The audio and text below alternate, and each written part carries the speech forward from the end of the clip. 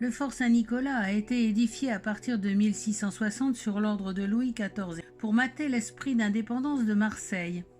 Il tient son nom d'une petite chapelle qui se trouvait sur le site depuis le Moyen Âge et il est donc tourné vers la ville et pas vers la mer. À côté du fort Saint-Jean, l'église Saint-Laurent, qui est de style roman provençal. C'était à l'origine une paroisse de pêcheurs et elle date du début du XIIIe siècle. Le fort Saint-Jean, situé à l'entrée du Vieux-Port, est ainsi nommé à cause de la commanderie des Hospitaliers de Saint-Jean de Jérusalem au XIIe siècle qui était installée sur cet éperon rocheux. Le début de la construction se fait sous Louis XIV pour faire pendant au fort Saint-Nicolas qui était construit à la même époque. La tour ronde du fanal date de 1664.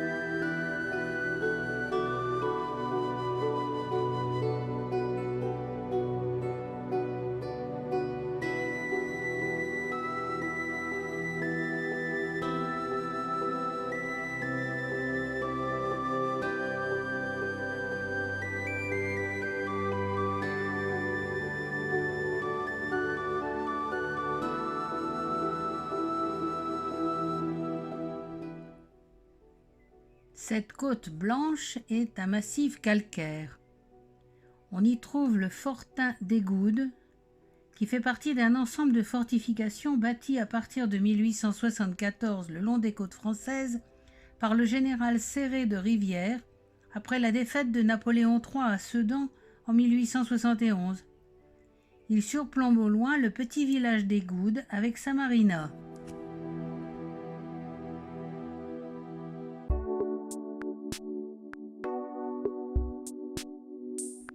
Va te jeter au goude, dit un dicton marseillais, pour exprimer l'impression de bout du monde qui se dégage d'ici.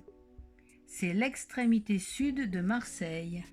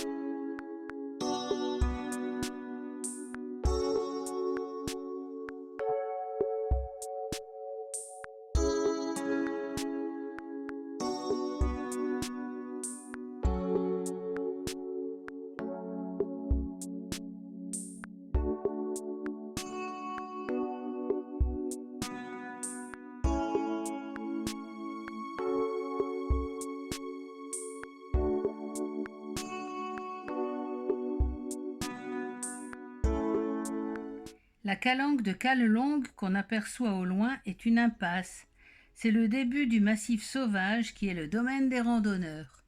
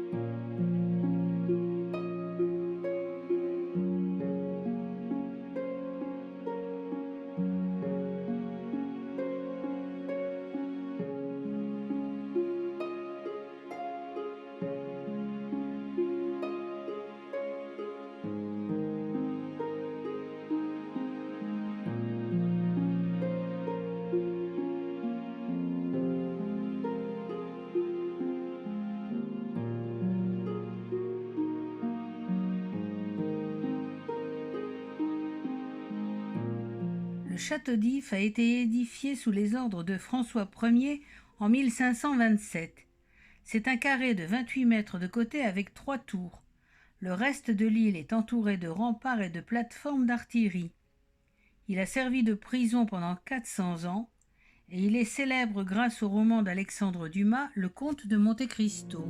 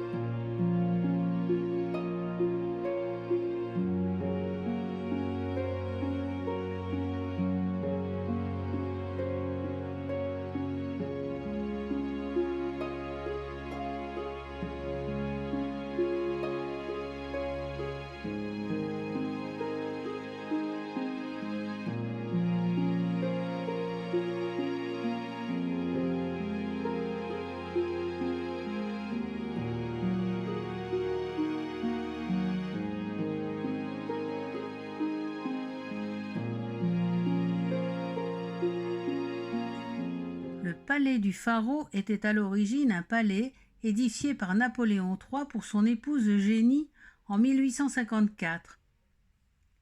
Construit sur un terrain en forme de cratère et qu'il a fallu d'abord niveler, les travaux prirent du retard, puis la pierre manqua à cause de la construction simultanée de la cathédrale de la Major. Et en 1871, l'Empire s'effondra. Eugénie n'habita jamais son palais. Elle finit sous la pression par en faire don à la ville, qui le transforma en hôpital. Actuellement, c'est un centre de congrès situé juste à l'entrée du Vieux-Port, et on lui a ajouté une extension moderne.